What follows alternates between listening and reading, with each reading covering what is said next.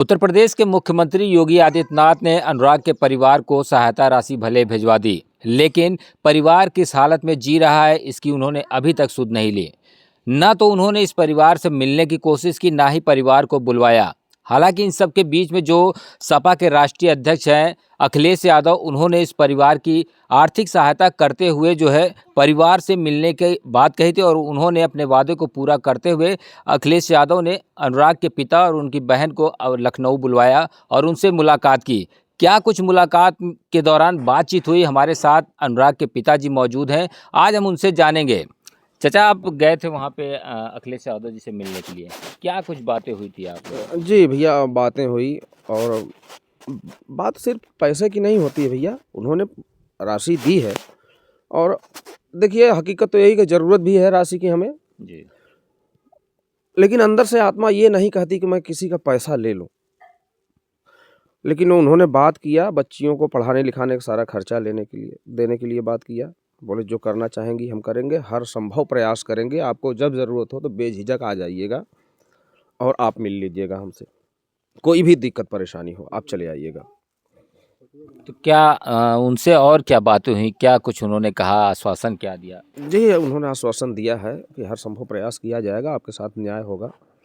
और हमने कहा कि भैया मुकदमा हम लड़ नहीं पाएंगे उनसे, तो उन्होंने कहा मुकदमे की चिंता आप छोड़िए, वो आपका मुकदमा मेरा मुकदमा हो गया है, मेरा वकील मुकदमा लड़ेगा। तो आप जो है कि यहाँ सपा के तो कई नेता आए हुए थे, उसके दौरान क्या किसी ने आपको अखिलेश यादव से मिलाने के लिए बात की थी क्या? नहीं भैया, कोई बात नहीं किया था। घर का ही बच्चा है, छात्र नेता था और मुझे भी उम्मीद नहीं थी। एक छोटा सा बच्चा वो काम कर गया जो माननीयों को करना चाहिए था। कौन बच्चा था? मेरा भतीजा लगता है, किशन नाम है, किशन यादव। और एक संतोष प्रधान है मुस्तफ़ाबाद के, और वो लखौआ बाज़ार के पास उनका घर है, वो हैं, वो भी रिश्तेदार ही हैं।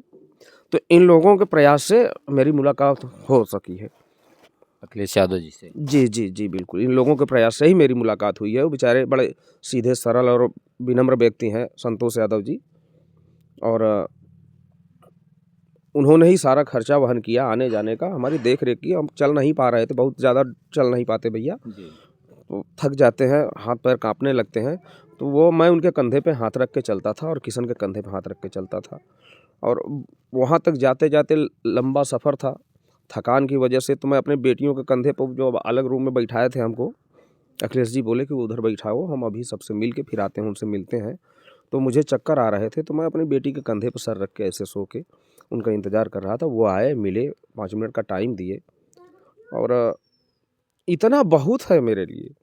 आप मुझसे प्यार से बात कर लीजिए, पैसे मत दीजिए चलेगा, प्यार से आप बात तो कर लीजिए, मुझे तसल्ली होती कोई मेरे साथ है। और इतने दिन से मैं चिल्ला रहा हूँ, एक मेरा बच्चा वो भी नेता ही है, वो बीजेपी का नेता है, राधेश्याम विश्वकर्मा, वो बीजेपी के नेता, वो बच्चा भी लगा हुआ है हमारे साथ में ही है।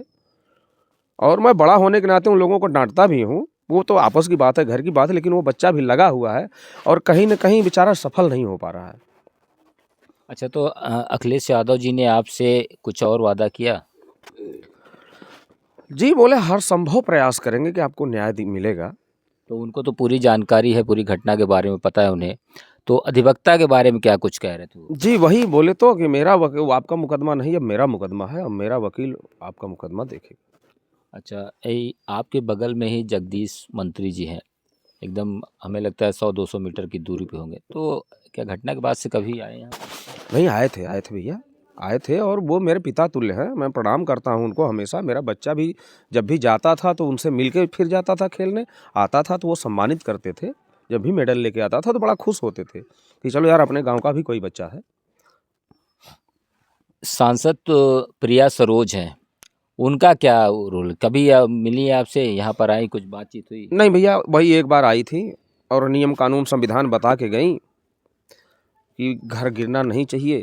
अब पता नहीं उनके संविधान में कहाँ लिखा है किसी गरीब का घर बनना नहीं चाहिए, अमीर आदमी है उसका घर गिरना नहीं चाहिए, गरीब है तो उसका गला कट जाना चाहिए, ये शायद संविधान में है। संविधान में तो नहीं लिखा ना किसी का गला काट दीजिए, या ऐसा नहीं, ऐसा तो नहीं लिखा है कहीं? पता नहीं भाई, वो वकालत उन्होंने की है, हमने तो किया नहीं है। तो शायद संविधान में ये लिखा होगा कि गरीब का घर नहीं बनना चाहिए, संविधान में भी लिखा है कि गरीब का गला कट जाना चाहिए।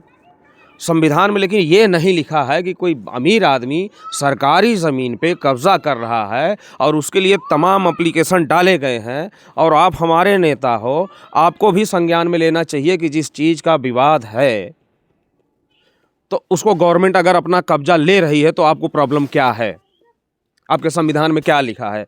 आप अधिवक्ता हो, मुझे बहुत समझ नहीं है, मैं खेती गृहस्थी मजदूरी करने वाला किसान आदमी, मेरी समझ में यह नहीं आता कि संविधान में लिखा क्या है। या यही है कि वो आके फिर से यहीं रहेगा। नहीं, मेरा अगर संविधान, जी बोलिए आप। मेरा बेटा मार दिया गया, आके फिर से इसी घर में रहेगा, तो क्या मेरी बच्चियां सेफ रहेंगी? क्या इसकी जिम्मेदारी प्रिया सरोज जी लेंगी? प्रिया सरोज जी से सवाल है मेरा। उस दिन जब आप कह रही थी, मैं रो रहा था, मैं सुन रहा था सारी चीजें। मूर्ख नहीं हूं, बस गरीब हूं, बस इतनी सी गलती मेरी है कि मैं गरीब हूं। ऐसा घर और किसी का इस जमाने में है? किसी के घर पे जाके देखिए, ये घर जमाने में है किसी के पास? ऐसा कच्चा घर नहीं है ना, वो भी बनने नहीं दिया गया। तो प्रिया सरोज जी, आप कुछ कहने से पहले आप नेता हो, ये भी सोच लिया करो किसी का दर्द हमारी बातों से बढ़ रहा है या आप दर्द पे मरहम, घाव पे मरहम लगाने का काम कर रही हैं। थोड़ा सा, आप इतने बड़े नेता हो, विरासत में मिल गया है आपको, वो ठीक है, अच्छी चीज़ है। नहीं, उन्होंने बात की कि संविधान में कहीं लिखा नहीं है। अगर संविधान में लिखा नहीं है, मानते हैं, तो कैसे और इतने मकान क्यों गिरा दिए जाते हैं, बुलडोजर चलवा दिया जाता है, बाबा का फरमान जारी होता है, रातों रात मकान गिरते हैं, इसके पीछे? जी, ये माननीय लोगों से पूछिए कि जहाँ बगैर नोटिस के मकान गिर जा रहे हैं, यहाँ नोटिस चस्पा करके रामजीत को दिखाया जा रहा है कि नोटिस लग चुकी है, काम हो रहा है। नहीं, छोटी घटना नहीं थी ये, पूरे देश में हिल गई थी इस घटना से, पूरा देश जो है मरम्मत हुआ था। तो ऐसे मकान को खड़ा रहना कहाँ तक ठीक है, कहाँ तक मानते हैं आप? क्योंकि आप भी तो लड़ाई लड़ी रहे हैं। भैया, और एक चीज़ बता दूं कि लोग कहते हैं कि अपराध किसी एक ने किया तो पूरे परिवार को सजा क्यों दी जाए। उस दिन पूरे परिवार के हाथ में तेज धारदार हथियार थे, इतनी बरामदगी हुई है, तो बताइए वो एक अपराधी था कि पूरा परिवार अपराधी था? एक बच्चे को सब लोग सामने से दौड़ा के घेर रहे हैं और पीछे से कोई आके गला काट रहा है, सबके हाथ में हथियार है, तो वो परिवार यहाँ रहने के काबिल है?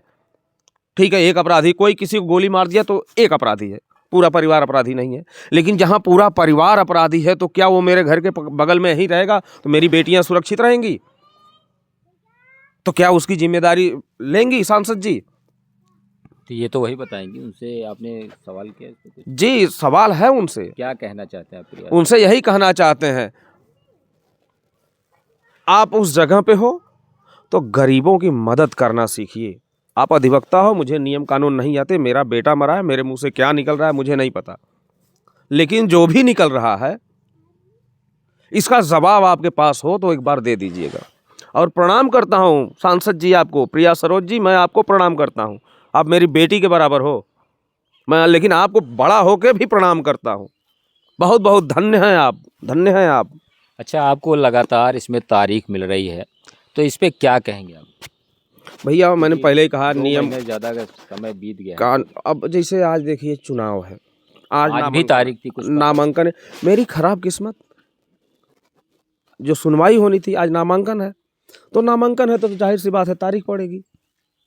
नहीं, तारीख देने से पहले क्या पता नहीं चलता क्या कि आज कुछ छुट्टी होगी क्या? भैया, 13-14 साल का था तब से लालता यादव मुकदमा लड़ा रहे हैं, आपको और कचहरी में मिलता कुछ नहीं है, सिर्फ तारीख मिलती है, और वही फिर से मिल रही है।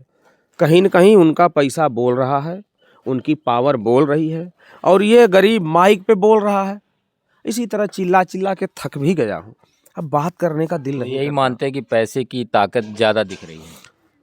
बिल्कुल आपके सामने प्रमाण है, तारीख इसीलिए उसको कहते हैं प्रत्यक्षम किम प्रमाणम। प्रत्यक्ष को प्रमाण की जरूरत नहीं होती है, आपके सामने प्रत्यक्ष पड़ा है। मेरा बेटा प्रत्यक्ष था, कटा था, प्रमाण देने की जरूरत नहीं है, लेकिन फिर भी कोर्ट में जाके प्रमाण देना पड़ेगा, हमको सबूत देना पड़ेगा। नहीं, अभी तो उस दिन डीएम साहब और राज्य मंत्री दोनों लोग आए थे, योगी जी ने जो सहायता राशि भिजवाई थी, उसके बाद तो उन्होंने कहा था कि इस पे तत्काल कार्रवाई होगी। यहीं पर बुलाया था उन्होंने, एसडीएम को बुलवाया कि इस पे तत्काल कार्रवाई करिए, तारीख ज़्यादा नहीं होनी चाहिए, फिर भी तारीख मिल रही है, 2 तारीख और पड़ गई आपको।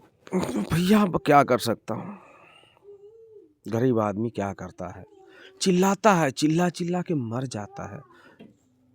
और सबसे निवेदन यही करना चाहता हूँ कि कोई लाद के कुछ नहीं लेके जाता। मैं हमेशा कहता हूँ, मैं भी मर जाऊँगा, आप भी मर जाओगे, आप करोड़पति हो, कोई फ़र्क नहीं, फिर भी जाना उसी एक जगह पे है।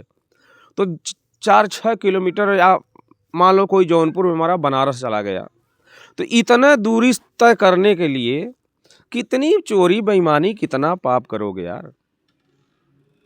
जैसे हमारे घर से शमशान घाट 4 किलोमीटर दूरी पे है, और इसी 4 किलोमीटर की दूरी तय करने के लिए लालता ने पूरे जीवन भर षड्यंत्र रचा, और लालता भी वहीं जाएंगे जहां कुछ हासिल होने वाला नहीं है। खाक में मिलना है सबको, सब खाक में मिट्टी में मिल जाएंगे। लेकिन ये चीजें सबकी समझ में नहीं आती, अहंकार से सब त्रस्त हैं। मैं तो अपने परिवार में मस्त था, लेकिन मेरे बगल में यही कसाई पल रहा था। सपा के इतने नेता लोग आए गए यहाँ पर, लेकिन जो छोटा आपका जो भतीजा था उसी ने अखिलेश यादव से मिलवाया, तो बाकी नेताओं को क्या कहेंगे समाजवादी, क्योंकि इतने बड़े बड़े नेता यहाँ पे मौजूद हैं। मैं निवेदन करना चाहता हूँ कि कम से कम जमीन से भी जुड़िए और अपनी नैतिक जिम्मेदारी को समझिए कि हम लोग सिर्फ वोटर नहीं हैं।